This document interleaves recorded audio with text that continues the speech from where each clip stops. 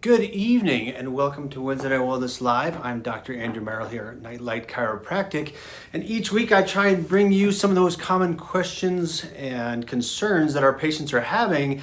And this past week we've been getting a ton of questions and concerns and back pain and patients from people who have been doing the seasonal thing to do here in Central Florida, and that's gardening, right? That's our temperature dropped just a little bit here.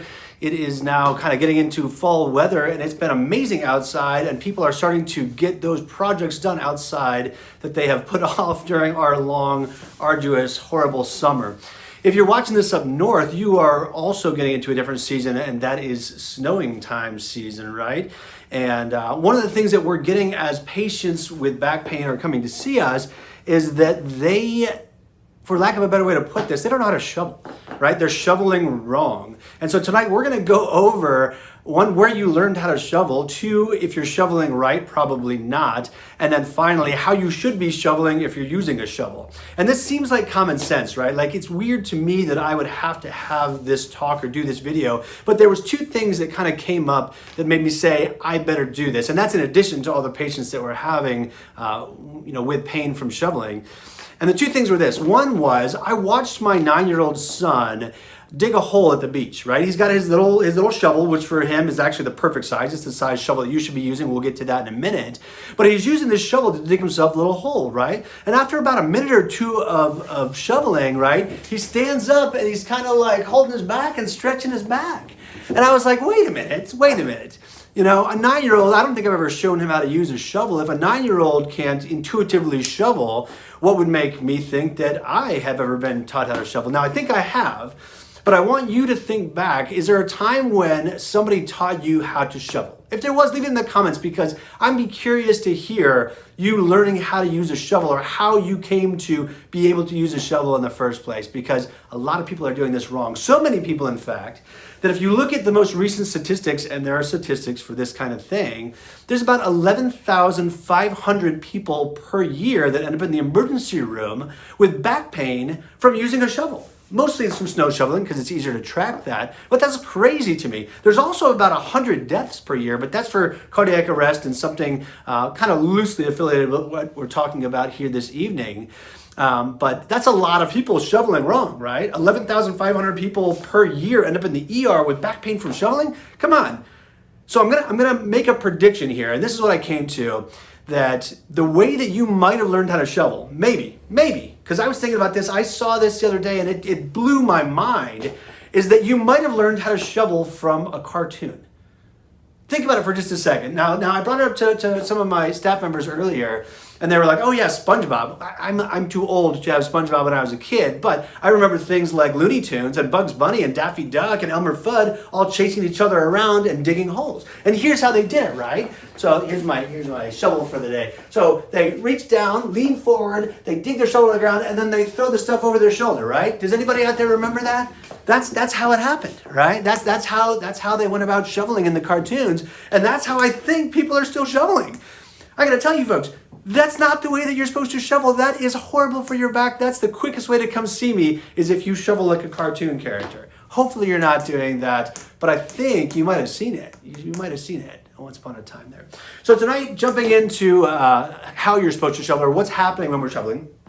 First and foremost, if you've seen any of my other videos on this channel, you'll know what I'm talking about when I say that when you lean forward at the waist, right? So you're leaning forward at the waist, it's putting a lot of extra load onto your spine.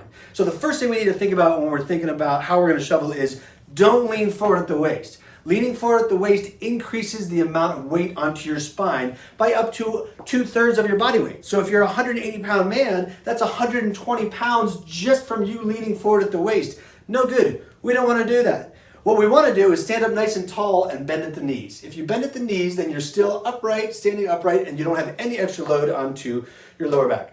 The second thing that we want to talk about is, if you are holding something way out, then physics tells us that becomes this lever. This long lever transmits this 5 pounds of force here into 50 pounds of force that I have to pick up. So now imagine that I'm leaning forward at the waist. I got 120 pounds of weight onto my spine, and then I'm holding this, so now I have an extra 50 pounds. So we're at 170 pounds or so of weight that I'm trying to support with my spine. That's like putting myself on my shoulders. This is a really bad idea. We can't be doing that. So we don't want to bend forward, and we don't want to really use that full lever of a shovel while we're doing it, right? So really, really important. Even though our arms might be strong enough to do it, or we feel like our back is strong enough to do it, we really want to make sure that we're using our legs to do it, because our legs are not going to be injured nearly as easily. That brings me to another point. You need to make sure that you're physically fit enough to do this shoveling in the first place, all right, folks? If you're not fit enough to do this, you should just do another maneuver, which is to pull out your wallet and pay the neighbor kid to do the shoveling for you. It's not the ideal scenario, but if you're not physically fit enough to do it, you shouldn't even attempt to do it, because you're going to get yourself in a bad jam, right? You're going to get your hole halfway dug or whatever, your plant's halfway planted, and then be like, I've got to finish now. And a bad back or a back injury is, I want you to think of it like a scar. Right? So you got your scar, you got your scab, it's healing, but if you keep picking at that scab, it doesn't actually fully heal. The same thing happens with your back injury. So if you don't let your back injury heal and you keep going back out there and digging more or finishing the job, you're just making it worse and worse and worse. So if you're not physically fit enough to do it, please don't do it, because what we're doing is we're going to do this again and again and again, and it's not going to go well for you if you're not physically fit enough to do it, okay? So what we want to do, make sure that we're standing up nice and tall, not leaning forward. We're going to bend at the knees so that we're not leaning forward. And then we are going to work backwards so that you're going to shovel, lift it up, drop it right next to you, back up, and then do it again. And that's actually the way that you shovel. You don't shovel forwards, you shovel backwards so that you can move things as you go. For snow shoveling, it doesn't apply exactly, but for snow shoveling, actually, you want to make sure that you're just kind of moving things off to the side. You never want to have to lift and then twist and then throw something behind you. Literally, that's the quickest way to get to my office. If you try and lift the weight up, twist, and then throw it over your shoulder like Elmer Fudd would in one of those Looney Tunes, you are going to end up in my office with a back strain injury. What are you supposed to do after you do that? You're supposed to rest it, you're supposed to lightly stretch it, and you're supposed to put ice on it. That's what you're supposed to do for about a week before you come running to see me after you end up with that back strain injury, because I'm going to tell you to do the same exact thing if you get into my office after that back injury. So that is all I have for this evening. Another kind of quick Wednesday Night Wellness Live, but if you see this video either here on YouTube or on our Facebook channel after this live has kind of made its way through the rounds, leave me a comment in there. I'm just curious if anyone has learned how to shovel from somebody and what they taught you, if any of this echoes to things that you heard before. I mean, maybe I just missed this lesson somewhere, but 11,500 people in the ER every year tell me that maybe some of you out there have also missed that lesson and you don't want to be slinging stuff over your shoulder. Anyways, that's all I have for this week's Wednesday Night Wellness Live. Hope to see you either live here on our YouTube channel every Wednesday around 8:15 or somewhere in the Facebook or our multiple blogs that kind of go on around the ethos there.